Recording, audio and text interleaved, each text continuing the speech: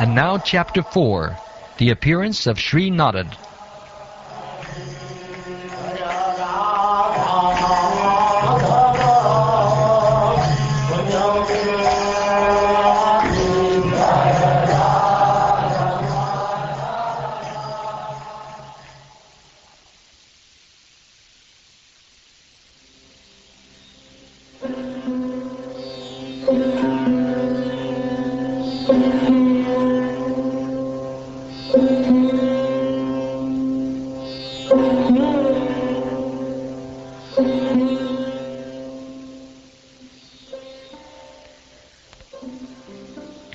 On hearing Sutta Goswami speak thus, Shonaka Muni, who was the elderly, learned leader of all the rishis engaged in that prolonged sacrificial ceremony, congratulated Sutta Goswami by addressing him as follows. O Sutta Goswami, you are the most fortunate and respected of all those who can speak and recite. Please relate the pious message of Śrīmad-Bhāgavatam, which was spoken by the great and powerful sage Shukdev Goswami. In what period and at what place was this first begun, and why was this taken up? From where did Krishna Dvaipayana Vyas, the great sage, get the inspiration to compile this literature? His, Vyasadev's son, was a great devotee and equibalanced monist, whose mind was always concentrated in monism. He was transcendental to mundane activities, but being unexposed, he appeared like an ignorant person. While Sri Vyasadeva was following his son, beautiful young damsels who were bathing naked covered their bodies with cloth, although Sri Vyasadeva himself was not naked. But they had not done so when his son had passed. The sage inquired about this, and the young ladies replied that his son was purified, and when looking at them, made no distinction between male and female. But the sage made such distinctions. How was he, Srila Shukdev, the son of Vyas, recognized by the citizens when he entered the city of Hastinapur, after wandering in the provinces of Kuru and Jangala, appearing like a madman, dumb and retarded? How did it so happen that King Pariksit met this great sage, making it possible for this great transcendental essence of the Vedas, or the Bhagavatam, to be sung to him? He, Shukdev Goswami, was accustomed to stay at the door of a householder only long enough for a cow to be milked, and he did this just to sanctify the residence. It is said that Maharaj Pariksit is a great first-class devotee of the Lord, and that his birth and activities are all wonderful. Please tell us about him. He was a great emperor and possessed all the opulences of his acquired kingdom. He was so exalted that he was increasing the prestige of the Pandu dynasty. Why did he give up everything to sit down on the bank of the Ganges and fast until death? He was such a great emperor that all his enemies would come and bow down at his feet and surrender all their wealth for their own benefit. He was full of youth and strength, and he possessed insuperable kingly opulences. Why did he want to give up everything, including his life? Those who are devoted to the cause of the personality of Godhead live only for the welfare, development, and happiness of others. They do not live for any selfish interest. So even though the emperor, Pariksit, was free from all attachment to worldly possessions, how could he give up his mortal body, which was shelter for others?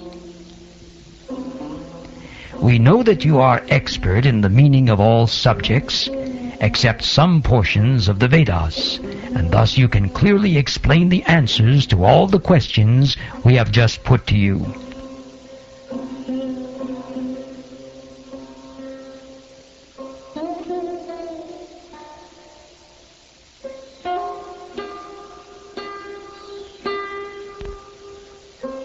Sutta Goswami said, "When the second millennium overlapped the third, the great sage Vyasadeva was born to Parashara in the womb of Satyavati, the daughter of Vasu.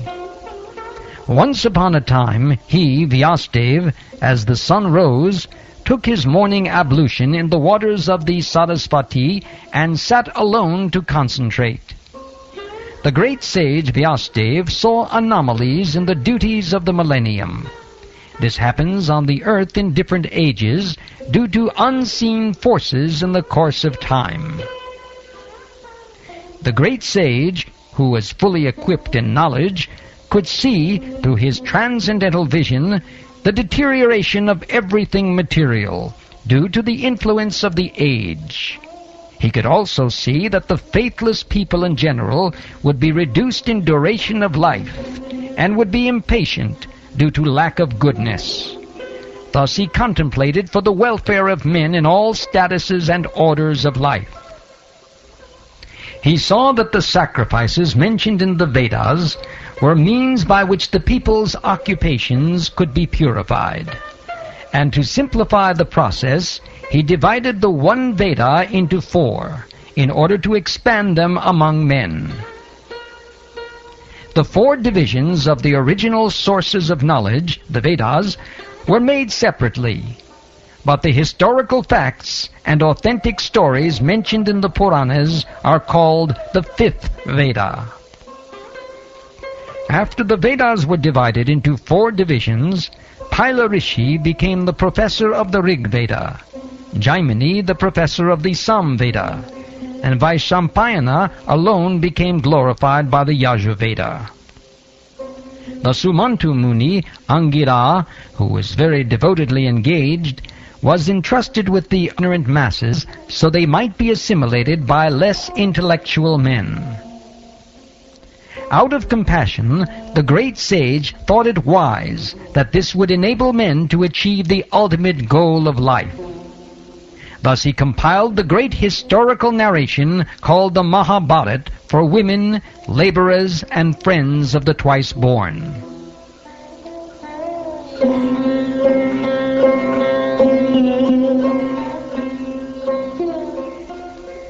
O twice-born Brahmins! Still his mind was not satisfied, although he engaged himself in working for the total welfare of all people.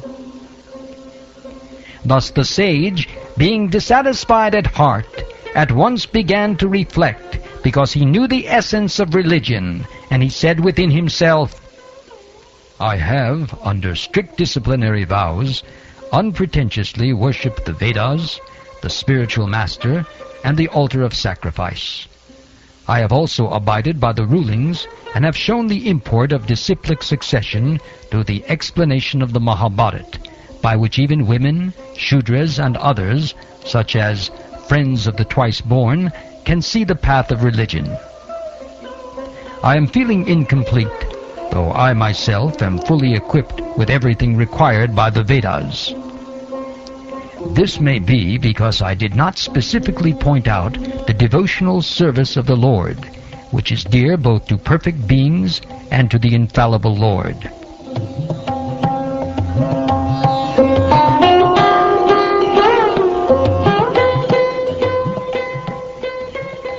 As mentioned before, Narada reached the cottage of Krishna Dvaipayana Vyas on the banks of the Sarasvati just as Vyasadeva was regretting his defects. At the auspicious arrival of Sri Narada, Sri Vyasadeva got up respectfully and worshipped him, giving him veneration equal to that given to Brahmaji, the creator.